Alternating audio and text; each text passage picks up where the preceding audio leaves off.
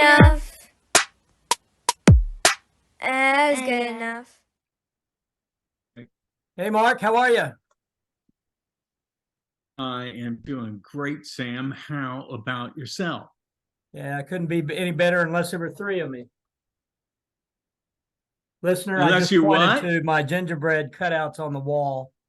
I'm Sam I know. Lewis. Across the way there is, Mark Lips. and you're so tuned you in to know, Good I'm Enough, in- where all the questions are made up and the points don't matter.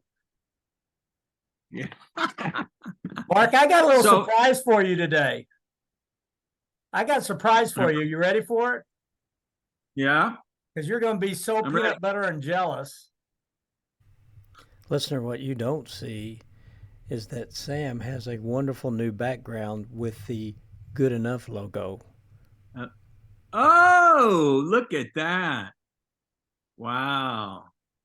Hey, God. I am jealous. You got the swag. You got the background. I've worked on sending you some swag. I'm not sending it today, but we're going to get you swag. Candace and I are working on it. So you'll be out. But, you can pick any background you want. Yeah, that's first class, man. Yeah, That's that's good. the Well, hey, coffee listeners, cup. I'm I Mark took a Lips. picture of the coffee cup and made it into my background. I know.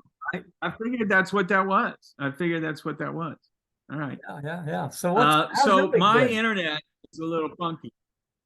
Well, it's been good, but I'm trying to get my internet going. Well, Can your you visage hear me has all right? froze up, but your sound is okay, which was way better than George.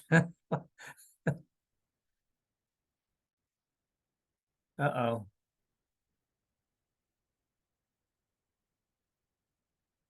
Completely frozen.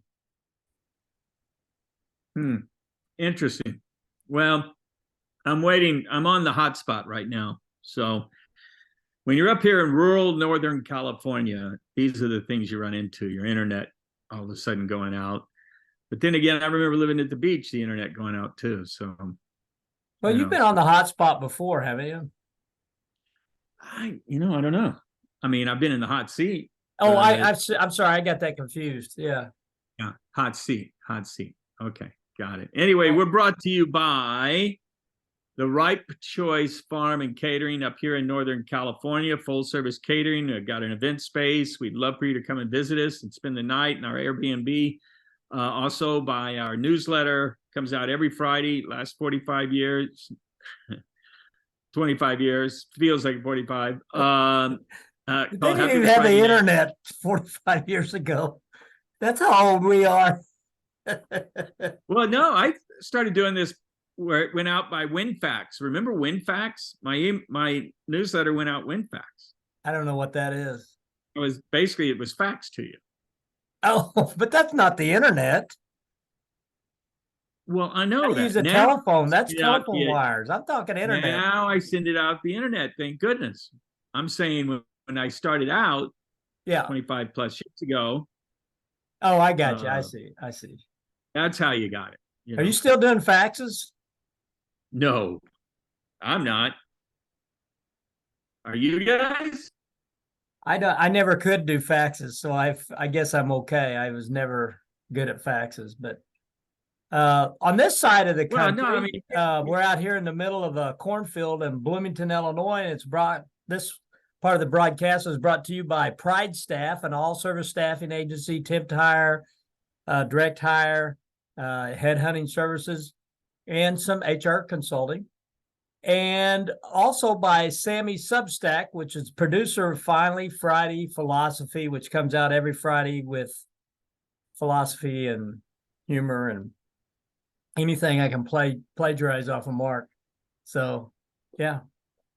Hey, I put something in my newsletter from you last week. Yeah, I saw that. Right. I really probably ought to put that in because you didn't get that out of the PPP, did you? I don't know where I got. I don't think I had that. I remember I wrote a the- note to myself. Thanks, Sam. So Yeah, I appreciate that. it was just a the, Facebook. May have been just a Facebook post. The quotes from the Zen book, Zen and the Art of Yeah. Motorcycle Maintenance. Right. There's no Zen at the top of that mountain unless you take it up there yourself. Yeah, exactly. I love that. Exactly. Just like when they say someone who, boy, they're superstar and all that. They don't see, all they see is the superstardom. They don't see leading up to it. You know, Yeah, all we it, talked about that before. The there. pyramid, you know, the bottom, it's like an iceberg. That's all hidden, the hard work, the dedication. Yeah. Hey, Yeah. did you see did we talk about this about Arnold Schwarzenegger's special on Yes. Netflix? We talked about it with Jeff Davis. Oh yeah. Well, he's got a nice podcast interview with Tim Ferriss this week. So if our listeners are so inclined, and he gets a lot more in depth of, you know, the hard work it took, you know, and it really, if you think about it, and some of the risks he took, you know, and particularly with the movie Twins. I don't know if you know that story, and I won't ruin it for the listeners, but it's an interesting story about him and Danny DeVito and who was the director of Twins. You would know I more. don't remember, but I remember the movie. But they went all in and did not take any salary for the movie. They just bet they got like 37% of the profit if it made any money. Oh, yeah. It made $250 million. Yeah. So they made a few bucks. Yeah, they made a few bucks. Bought a couple houses, new cars. Yeah. Um, Hey, so I'm excited. Just so you know, Kori, who is our guest today, she and I lived in Manhattan Beach. I've taken yoga classes with her, and I've got to know her. And she had a little restaurant up in our area, Four Daughters. Now, I don't know when you visited if Four Daughters was there, but that was her restaurant, her and her husband's restaurant. So she became a reluctant restaurateur after her husband died suddenly, and died when she was, you know, they were still young. The kids were still young, but she was like 43 or something, right? Yeah, she has had a journey that, you know, it's just we wouldn't wish on anyone. No. At the same time, she's really found herself and discovered a lot of things, and so it's going to be interesting to talk about. It's going to be good to connect back with her. So I tell you, she's got nothing but rave reviews on her book on Amazon. yeah. Well, there's a lot of people who probably can relate to it. Yeah, I that's how I did my research. I just kept reading the comments that people put on the book. Yeah. All right. Well, you ready to go over there? Yeah, I'm ready to meet her. Let's go. I'll see you on the other side. That's it. There Look. she is. There you go. Oh, Hello. You know, the rest of us are aging. You are actually That's funny. That's what we need. We all need 4 kids to keep us young. Right. You look great. You look great. I mean, I don't know how many years it's been since I've seen you, but Well, probably since moving up here. I don't. Yeah, I mean, maybe. And I got to tell you, ladies and gentlemen, listeners, this is Kori's book. Hold it in front of you, Mark. Hold it in front of you. Hold it in front of you. Oh, there you go. This is Kori's book, Paddle Out. You can find it on Amazon, and it has great reviews on Amazon. I'm telling you. Yeah. But maybe it was all of her cousins and relatives that wrote those reviews. Yeah, right. Exactly. She had her daughters weighing in. No, exactly. Just so our listeners know, Kori and I knew each other in Manhattan Beach when we both lived there. I knew her more after the fact, being that the tragedy that happened with her and her family is because I took yoga from you, and we went to the same studio, and oh my gosh, and it's probably one of my fallacies right now is I'm not doing yoga. And I remember when I was going through the whole no. I know, but when I was going through the whole cancer thing, I did it. Sam, you wouldn't believe it. I did it every day for a year. Started out as the 30-day challenge. Remember that, Kori? Yes, I remember. Every day. But anyway, I got to tell you, I did not know that about you. I did not know your history. History. I wish I had. And I don't mean, before Clint, BC. Yeah. And because Tammy, my wife, was a singer, dancer, actor. a lot of musical theater, a lot of corporate stuff, and, you know, different things. And Oh, nice. So you, when I read, you're when I Kori, read your bio, yeah. I thought maybe Tammy knew her before you knew her, Mark. Well, no, but Kori spent a lot of time, and someday you'll get to talk here, Kori, but Kori spent a lot of time in Vegas. And a good college buddy of mine, Donna Dykin, did a lot of shows in Vegas. But, you know, we're so much older than you. So Donna. So much. That's funny. So much. Yeah, I don't think so. We but, are. okay. But so how, okay. Do you want to, I don't know that I could say. Where to start, Kori? I know. By the way, my name's Sam Lewis. Oh, sorry. This is my Hi, high school buddy, Sam. Sam. It's nice to meet you. Yeah, Nice to meet you. we had a lot of fun times in high school, and we've always connected. He lives in Bloomington, Illinois, so you guys could. Oh, so you're close. Yeah. Sort of, yeah. We both grew up in Southern Illinois in Mount Vernon, near St. Louis, and anyway, we've always stayed in touch. He's been out here, I've been out there, things like that. Our families know each other. I've been to their I love that. daughter's weddings and things like that. But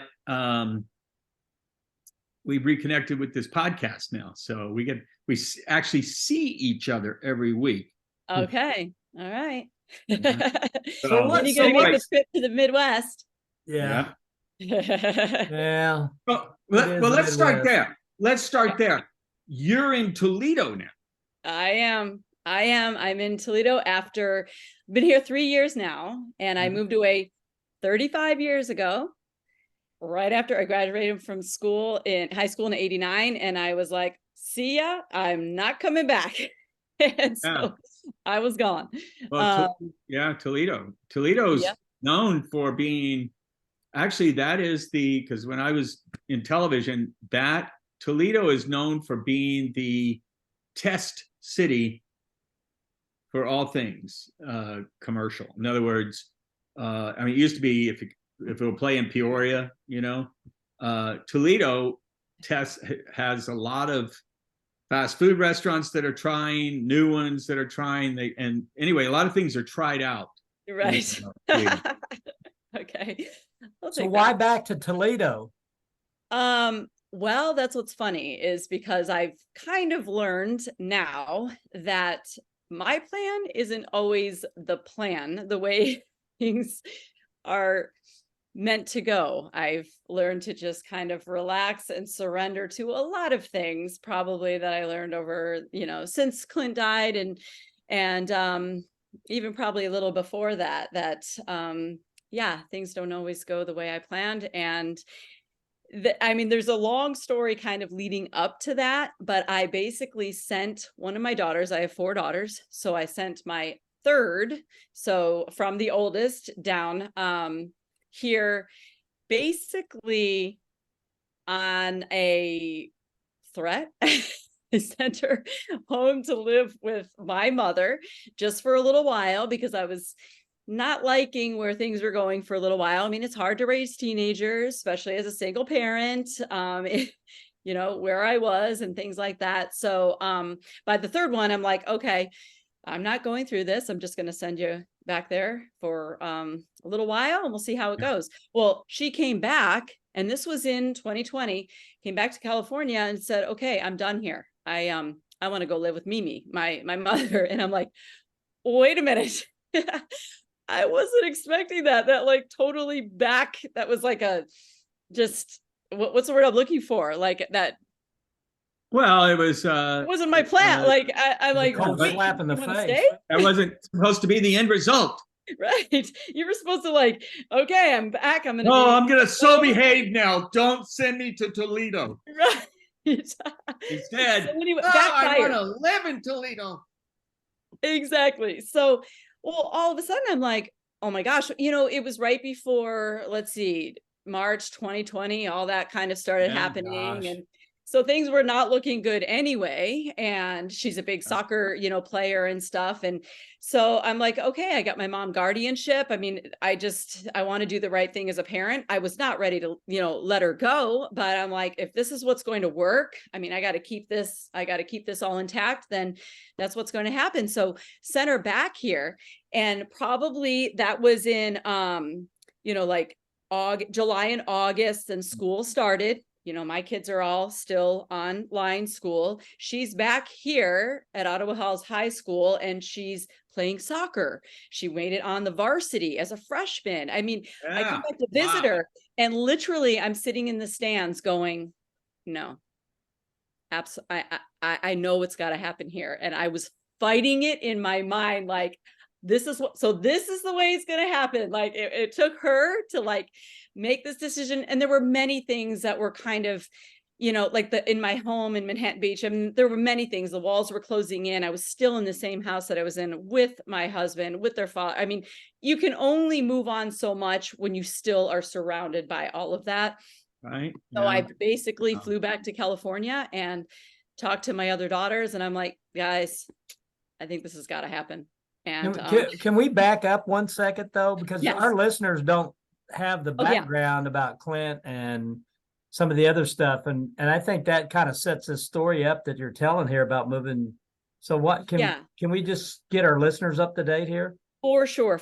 So I moved away. My husband, Clint Clausen, was from Tucson, Arizona, and he played football for a little while. His grades weren't doing well. This is a little backstory on him. So he moved to Vegas, and where his mother and his stepfather lived. And then he went on and to UNLV and played basketball during the Tarkanian years. So that's what got him to Vegas. I moved to California to become a dancer in '89. Did a little bit of, lived in LA for a while, worked on a cruise ship, and then made my way to Vegas because there's so many shows there. And basically in Vegas, you could audition and then leave. So it was like, you didn't need an agent. It was back then, it was like so easy. And there were so many shows there as well. So the first 5 years I would come to Vegas, I'd audition, and then I would leave and get a show somewhere, travel, all these kind of stuff, and then come back. And after about 5 years of doing that, I'm like, okay, I want to settle down a little bit. I want to just stay in Vegas. And so I started auditioning in the shows there. So at that point, I had gotten a show. Well, I had done a few. But when I met Clint, I was in Jubilee, which was at Bally's, which was a huge, beautiful production show that was there for, I think, 25 years. And what was the theme of it?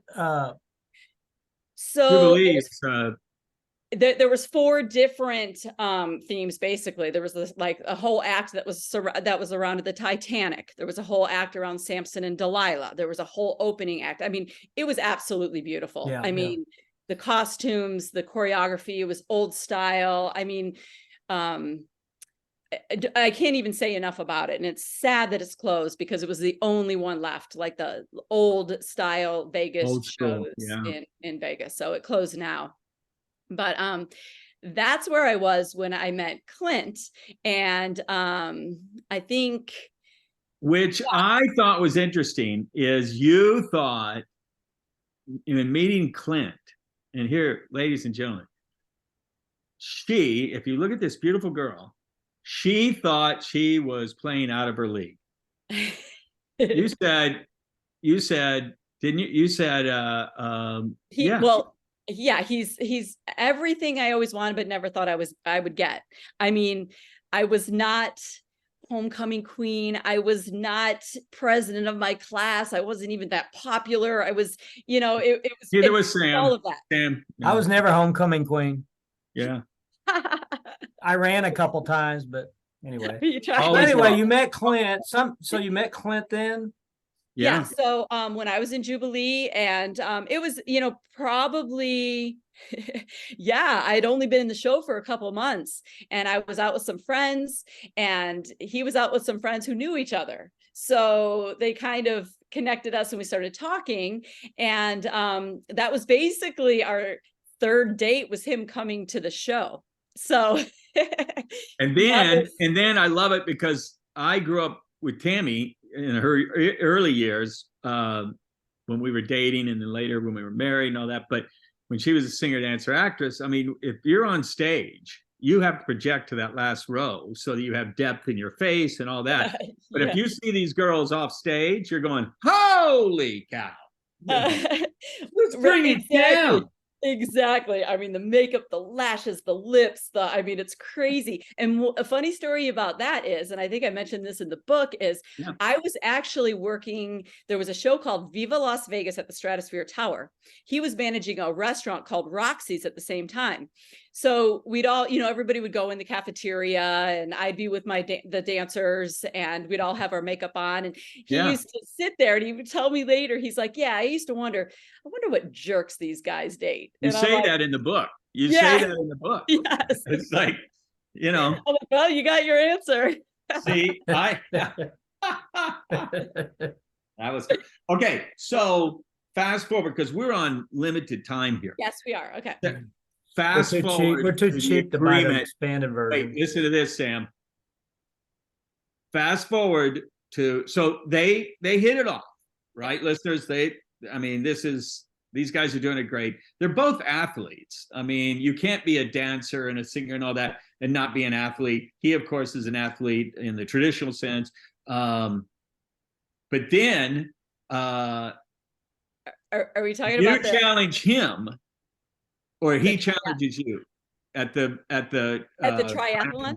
Okay, triathlon. So he was already training for it. And so it was for the Escape from Alcatraz triathlon. Oh, yeah, Now I did grow up as a swimmer, so I was a good swimmer, but road biking, running, I never, that was not my thing. But I was like, and we're dating and I'm like, so what would you say if I said I was going to do this with you?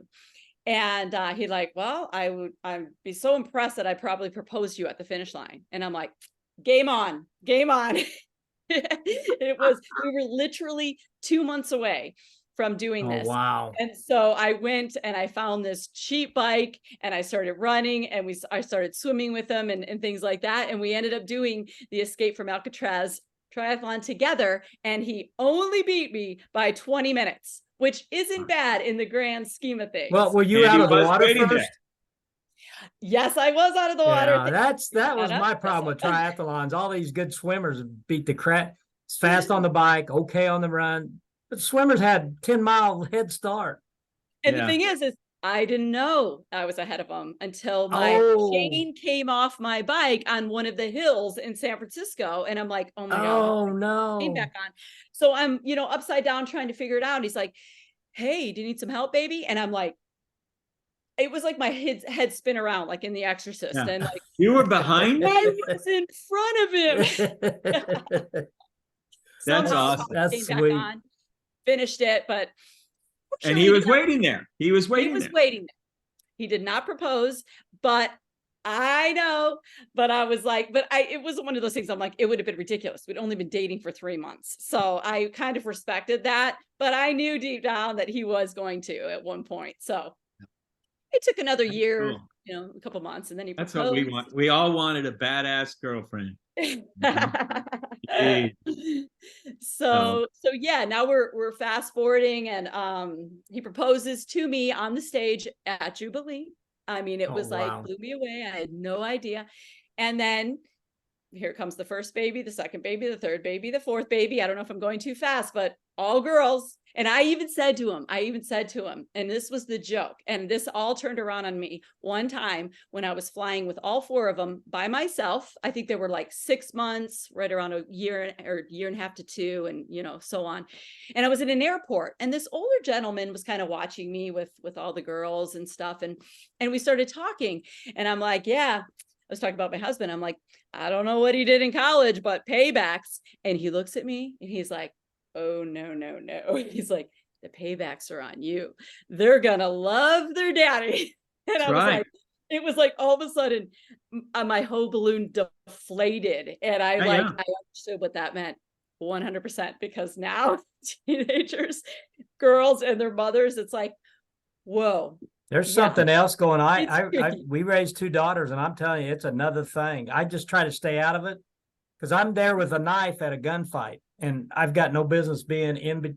They do something, they're communicating. I don't know, but Well, it is, Scary. and it's like that. It's like a switch flips, and bam, there we are. well, So- I have, Sometimes you they're know, fighting and I don't even know they're fighting. we have all boys. And then at the end of it, I'm the jackass. Yeah, yeah.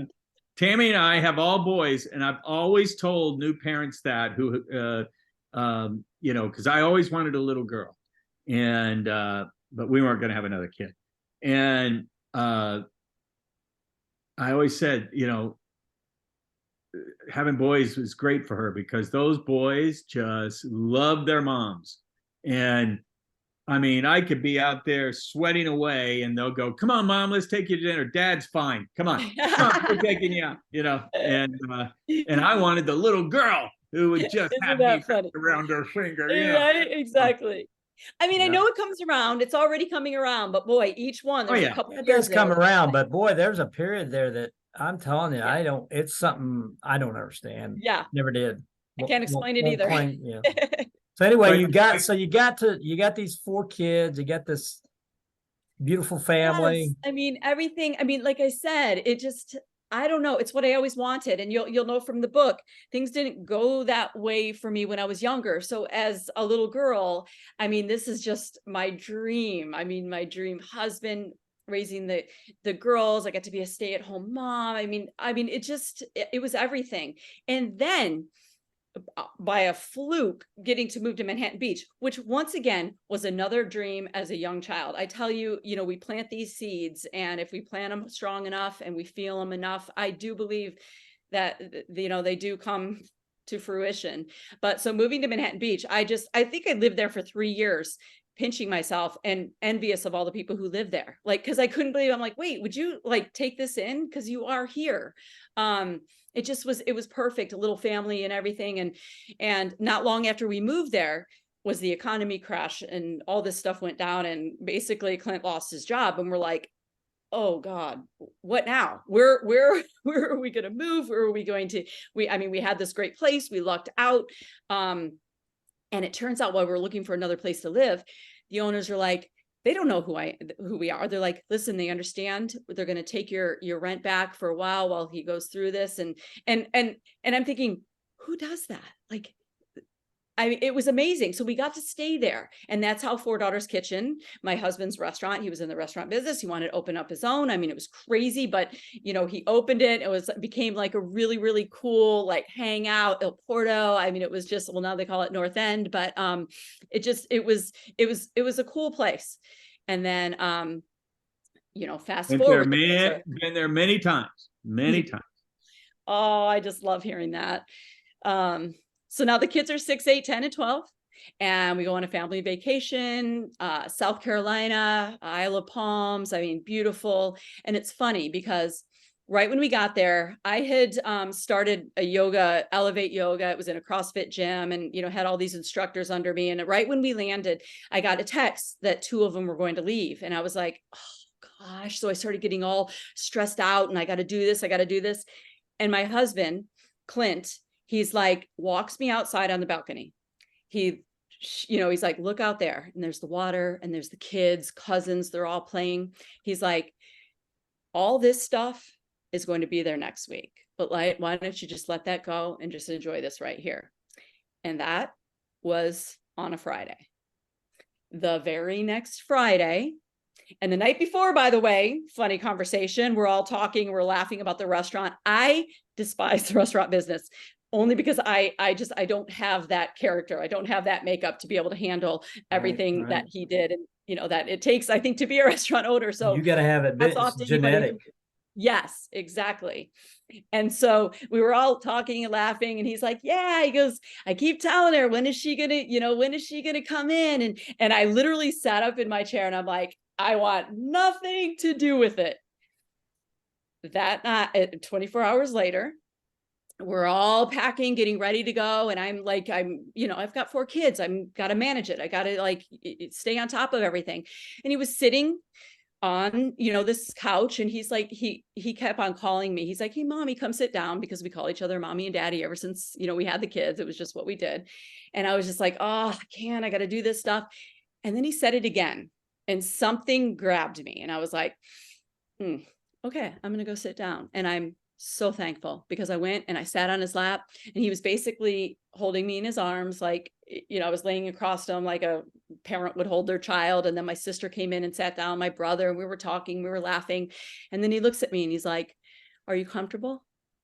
And I'm like, "Yeah, I'm comfortable." And I took a moment. I'm like, wow, that was nice of him to say that. And all of a sudden, and it was this sudden, I felt his chest puff up, took a big breath, and then a very long, forceful exhale. And his right arm that was holding me fell to the side. And it took me a second, because I'm like, wait, what's going on? And I turned around. I thought he was joking. And I looked at him and I'm like, "Clint." And all of a sudden I see my brother and he's not moving. And then it was like everything went into action. Like, my brother throws him on the ground, CPR. And it was just a massive heart attack, 44 years old. No clue. And that was that. And that's when life made a huge turn. So Do you think he felt something or knew something, or do you think I do believe on some sort of, premonition? if you want to say subconscious, whatever that is, but yes, I do believe that he knew. And that's, it's probably taken me a while to like get to that.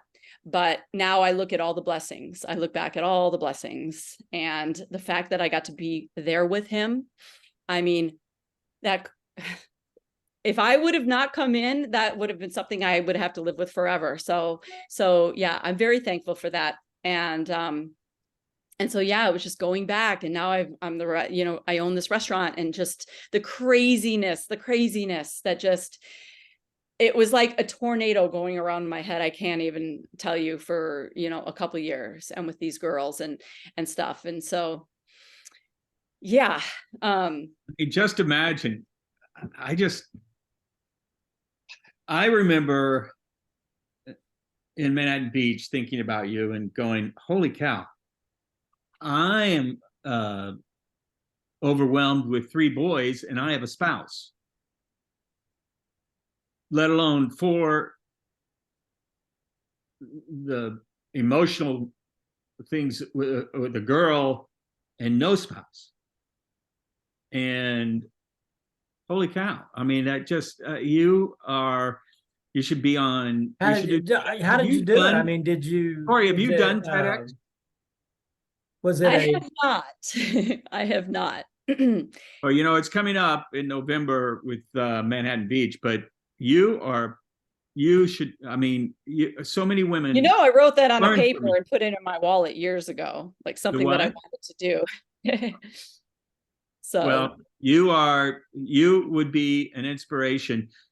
Sam, if you guys ever get together, she should meet Susan Dannenberger too. Who lives over She lives in close to Sam, and Springfield. she does which you, is but another pretty close to strong where I woman live. who has been through a lot, and she has a winery, and she's going through a lot. Not been through a lot. She's going through a lot. Yeah, going through a lot. And anyway, gosh, Kori, it's one of those things, like, you don't really, you just go. You know what I Right. mean? You don't think, you just kind of go. I mean, and if you read the book, I mean, obviously I was on autopilot for a little while, and there was, Yeah. it Yeah. wasn't all, it wasn't all great. And every time you came into the yoga studio, though, you seemed so positive, so sweet, so nice. I said, oh my gosh, and thank you. I But I mean, love hearing that. and they say that with, you look at guys who've been in combat or you've been in war, and you say, how did you do that? And you say, you know what? I just wanted to survive. Yeah. And you do whatever it takes. I mean, how many times have you heard people say the best adage is, or one of the adages is, I do my best work when I'm up against the wall, Yeah, but some of those people ended up with, PSTD, I mean, Yes. and people that go through what Kori has went through. Well, I think she did. Some form of it, right? I think she did. But the thing is, she didn't have a choice. She had to keep going. She has 4 girls. Yeah. And I remember the volleyball tournaments and I miss those so much. I miss those. Oh. And I used to love the pictures you would post of those little girls. They are the cutest dang things ever. I mean, so how old are they now? So now they're 15, 17, 19, and 21. I know. Oh my My God. oldest didn't come back with me. She stayed in Santa Barbara. She goes to UCSB, so she never Yeah. made the move back here. And Because my time with you was when they were the yeah, 3, 6, and whatever. yeah. I mean, little teeny things, and just It's crazy how time flies, right? It's crazy. holy cow. Holy cow. So if you know what, if you had to tell any other ladies out there, or guys for that matter, who've lost their wives, or those who've lost their husbands, what is the one thing that you would say? What would you tell them? Ooh. I think, I mean, it took me a while to get there, but I think to believe that, we are stronger than we think. Mhm. And I mean, there's always a transition time. I mean, you can't just go from here to here, but you have to feel those things, because I really tried not to feel them for a very long time. Yep. Eventually they are going to come out. And you can numb it with anything you want, but it's always a choice. You Yeah. have a choice to go up to survive, or you have the choice not to. But it's a long time if you choose not to. So time heals. Is that I mean, it sounds like it's kind of like, but it's true. It does. I mean, there isn't a day that goes by. By the way, today is his birthday, October 4th. Listeners, Wow. we did not know that until Kori told us the day that we scheduled her to be on Good Enough is Clint's birthday, which is just wonderful. I mean, I'm like, okay, if that's not meant to be, I don't know what is. Well, to be fair, we had a 1 in 365 chance of hitting that right on the head. Right. I studied statistics in college. That's positive thinking, right? Exactly. So, okay. So what are you, well, no, let's finish with you. Tell me about the girls. What are they doing? What's your 21-year-old studying? So the 21-year-old, she's a senior communications. It's so hard to know what they're doing. They're like, Mom, what are we doing? I'm like, just get your degree. Don't stress about it. Right. Just, Got it. you have a little bit more time to grow before you're completely on your own. My other Layla is at University of Cincinnati. So, I mean, it was a tricky move in high school, junior year in high school, moving them back here. I mean, that got your the worst time. They always say that's the worst time to move them. It's the worst time. And they are so strong. Like, I give them so much credit, because I'm just like, wow, the things that they've powered through just as much. I mean, they've helped me, they've supported me, they've been there for me. We are this strong bond now. And I don't know. I just think that another part of it is accepting. We have to accept what's in front of us. I mean, if you don't, you're just we're fighting something that we're not going to win. It's all about accepting. Right. And that's what I've had to learn to do, to accept yoga, to be present. That's huge. I mean, meditation is huge. Just kind of taking in right now, everything, instead of going in the mind always. So I think, that's kind of Viktor Frankl stuff. Viktor Frankl, the man's search for meaning, he said, right. I can't control what happens to me, but I can control how I feel about it and think about it. That's exactly right. And again, not living so much from our thoughts or what we think, because that's a huge problem too. We speculate these things in our mind, and we think all these things, and it's just like, oh my gosh, just let it go. Just let it go. So I think that's huge. Like you said, it just takes time. I think every day he's in my mind. There's still days like, are you freaking kidding me? Was this really the plan? I mean, it's still like, what? And I'm 9 years out. Yeah. The pain that once was felt, it's not that painful, thank goodness. But it's still, there's a missing piece. There is a hole.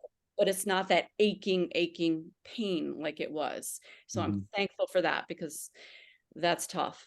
So the book was that a cathartic thing for you? Was So that a, cathartic, and I don't know how much time we have left, but that was huge because I'm not a writer. I don't write. And if we're present enough in our life and there's signs all around us, whether we're going to hear them, see them, feel them, whatever. If we're not present, we won't. And that's what it was with that.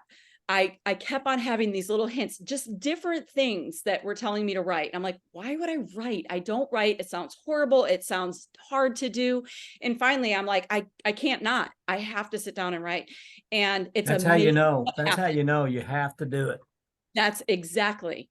Yeah. And that was it. I'm like, the minute I stopped thinking and I started feeling, the words just came. oh, And wow. I That's a never, great statement. it's weird. And I'm telling you, that's exactly what happened. And the minute, and I would write every day, hour and a half, 90 minutes. Once I started thinking, I'm like, okay, you're done. You're done. And then the next day it would just come again. So I never thought I was going to write a book or publish it. How but long did it take you? 3 years. I started writing in 2017 and I published it in 2020. Did you have help? Did you have an editor or a So friend? after I wrote the whole thing, I reached out. Seth Davis would come to my yoga class all the time, and I heard he was a writer and all this kind of stuff. And I'm like, he can't. I'm like, if he comes again, I'm going to say something, because normally, it's kind of random. He came 3 times in a row, and I'm like, all right, Seth, I know you write or whatever. And, I just knew him from class, and I'm like, I don't know what I'm doing, but I have this, this manuscript. And he's like, I'll read it. And so it took, a little bit of time. Then he was, I don't know, gone or whatever. And then he told me, he's like, okay, I read it. It's good, but you need an editor, because all That's that. true. So it took time, but you just keep on doing. And I learned this from Kevin Souza, who just is, Yeah. he saved my life, I swear. And Who is Kevin? And that's the Kevin you mentioned in the book, right? For the that's paddle. the Kevin I mentioned in the book. Huge. I mean, everybody in Hermosa, That was another devastating loss. Oh, devastating. Can somebody explain who that is? go He's ahead, a Kori. musician. He's huge in the South Bay. You can add to that. And just a genuine guy. I mean, Yes. just a genuine loving guy. And also someone who went way too early. Way too early. And what's crazy is I met him because he sang at my husband's paddle out. That's how I met him. His energy. I mean, this is why there's a bigger plan here that we don't see. I mean, there's so much more going on than what meets the eye. And I never thought 9 years later I would be at his paddle out. But from that, I found out he was a therapist. And I was like, I don't need to talk to anybody. And my family's like, no, Kori, I think you need to go talk to somebody. And then I found out he was a therapist. I'm like, if I can see him, then I will. I And would. Yeah. it just came together, and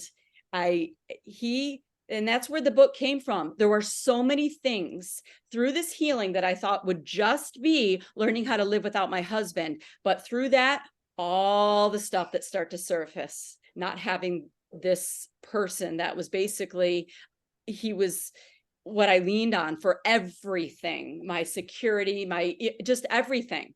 So it all came crashing down, not only the passing of him, but things within myself that I learned through the therapy. And that's where this book comes from a lot. Wow. Yeah. Of it. Now, So how are the girls? Are they? They're good. They are good. They all process things on their own time, and it's definitely been, up and down. But I think maybe different for the older one than the younger one. Or... Yes. And it's kind of just coming around now for the younger one. Yeah. So yeah, I don't think it's ever gone necessarily, and you don't know how, because they're going to do it all in their own time. They're going to process it, and they're going to feel what they're going to feel. So that was one thing I had to learn. I can't control that. I have to take a step back and just kind of be there and ready when it happens. Right. It's like, we used to say, when your kids get older, you go from being a manager to a consultant. And Yes. I think maybe that would be something the listeners take away from your experience, is that when your kids are getting older, you really Just know they just need to know that you're there for them and to be there for them when the time comes. Don't fix it, just listen. Right. Don't try to fix it. I That's learned what that. Terry always says. She just listens. I said, I don't know how you do that. Yeah. Do you know what they're saying? She goes, sometimes I don't. I just Yeah. listen. I'm like, Yeah. that's why I I'm guess, telling you, it works. I had to learn it the I hard way know. too. And now I just ask, do you want me to help you? You want me just to listen? Because I've done it the wrong way. That's Of a great, Just and tell me. that's a like great that. tool. That's a great tool. I'm not very good at that. Hey, I just realized we're down to a minute 30 seconds. Okay. So Okay.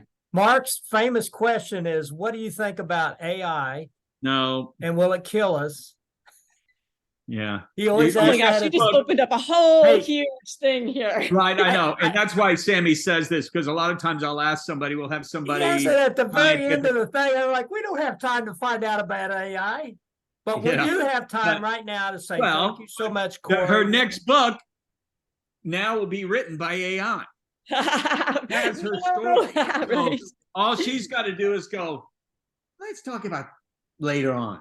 What would, and Well, AI. we gotta say our, Mark, we gotta say our goodbyes here. And we thank you All so right. much, Kori, for your Kori. time and what a wonderful message Yeah. you have.